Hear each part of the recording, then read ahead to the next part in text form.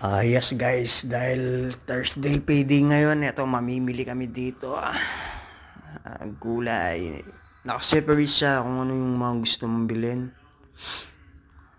Nakaseparate na agad siya. Look at that, 3.49 mushroom.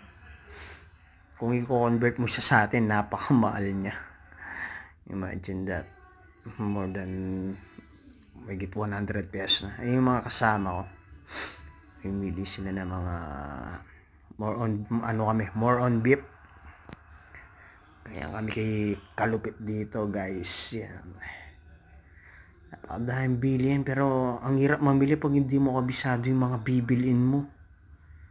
Grabe. Nakapanibago yung mga ganung ano. Wala, share lang. Ayun.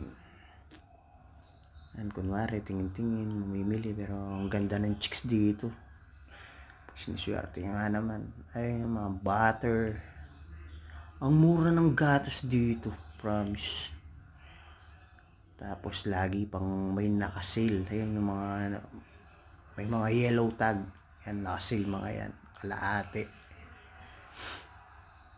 Almost mga isang oras din kami namili dito. Basta pagkapasok kanya-kanya, bahala ka na dyan. Anong saan ka pumunta ang bibilin mo. Antay-antay na lang sa sasakyan. Ganun yung mga tira dito. Daming gatas. Pero more on expiration nila, tigwa 1 week lang. Kaya kailangan maubos mo talaga siya within 1 week. Yan. Yan mga herbs and spices. Pero di wala mo ano yun. Yan, look at that. Bro Will from Cebu.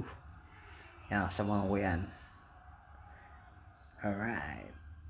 Bibili siya kung ano yung mabango. Sabon ba o ano, shampoo.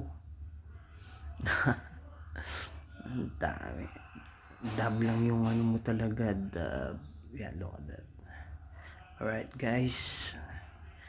Ayan o. Ito, meron pang isa dito. Yun, parang Pilipino to. Tignan nyo guys o.